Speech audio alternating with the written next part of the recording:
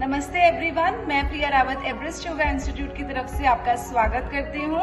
Today is 4th June and day 4 of 21 day advance yoga poses challenge. और आज की video में हम लेकर आए हैं बहुत ही अच्छा पोस्चर जिसका नाम है handstand, also known as Hastasana. तो आइए शुरू करते हैं हस्तासन की लर्निंग।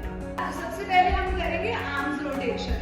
ध्यान रखिए, इस वीडियो में मैं केवल आपको स्पेसिफिक वार्म अप बता रही हूँ हैंड स्टैंड के अकॉर्डिंग, बट आप कोई भी आसन करते हैं, चाहे वो शोल्डर ओपनिंग का हो, कोर स्ट्रेंथनिंग का हो, हिप ओपनिंग या बैक ओपनिंग, आपको फुल बॉडी का वार्म अप करना बहुत जरूरी है। अब यहीं से अपने दोनों हाथों को आप कंधों के ऊपर रखते हुए स्कंद चक्र करेंगे। कम से कम 5 से 10 बार इसको पीछे की तरफ और 5 से 10 बार आगे की तरफ, ताकि आपका shoulder blade, ball and socket joint अच्छे से वार्म हो जाए।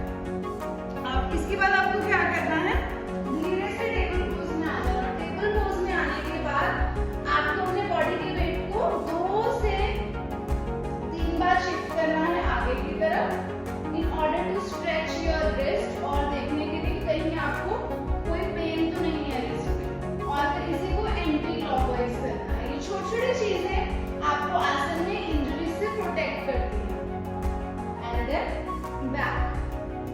अब हैंड स्टैंड में होता क्या है, आपके पूरा बॉडी का वेट जो होता है वो पैरों से हाथों की तरफ आता है। आर्म्स और कोर जो है आपकी बॉडी के वेट को होल्ड करके रखती है। तो हम इसको लेवल्स में करेंगे, लेवल बाय लेवल हम देखेंगे कि कितना हम अपनी बॉडी का वेट अपने आर्म्स, शोल्डर और हाथों पर दे पा रहे हैं। तो सबसे पहले हम करेंगे डाउनवर्ड फेसिंग डॉग से शुरू, और डाउनवर्ड फेसिंग डॉग से शुरू करते हुए हम धीरे धीरे वॉक करना शुरू करेंगे पैरों से हाथों की तरफ, ताकि आपके शोल्डर मसल्स अगेन अच्छे से खींचे।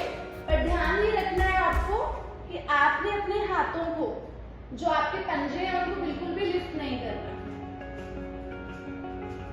फिर धीरे धीरे लेवल बढ़ाने के लिए अब आपको माउंटेन से इसको शिफ्ट करना है प्लैंक पोज की तरफ। अगेन मैं यहाँ पर 2 से 3 बार आपको करके दिखा रही हूँ। आप कम से कम हर एक वार्म अप ड्रिल को 5 से 10 बार जरूर रिपीट करें।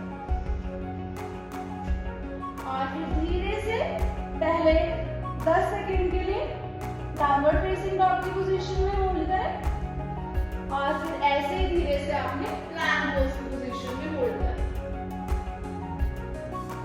आप चाहें तो इसमें आप 5 से 10 बार हाफ पुशअप और फुल पुशअप्स को भी प्रैक्टिस कर सकते हैं। थोड़ी देर के लिए आपने अपने बॉडी को चाइल्ड पोज में रिलैक्स देना। चलिए अब धीरे धीरे हम अपनी बॉडी को इन्वर्जन में लिफ्ट करना शुरू करते हैं। तो सबसे पहले मेरे पास है यहाँ पर टेबल। तो आपने काफी बार प्रैक्टिशनर्स को वॉल की हेल्प से हैंड स्टैंड करते हुए देखा होगा, बट आप अगर बिगिनर हैं तो आप कोशिश करें कि बिल्कुल स्टेप बाय स्टेप ही अपने बॉडी वेट को धीरे धीरे लिफ्ट करें, ताकि गिरने के चांसेस कम।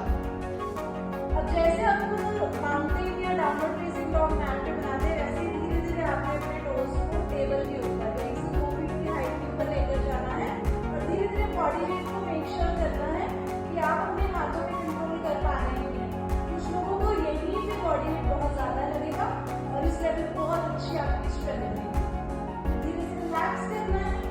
ऐसे जैसे हमने 2 फीट की ऊंचाई पे अपना बॉडी वेट उठाया, वैसे ही अब थोड़ा सा और हाफ स्टैंड की प्रैक्टिस करेंगे with the help of ball.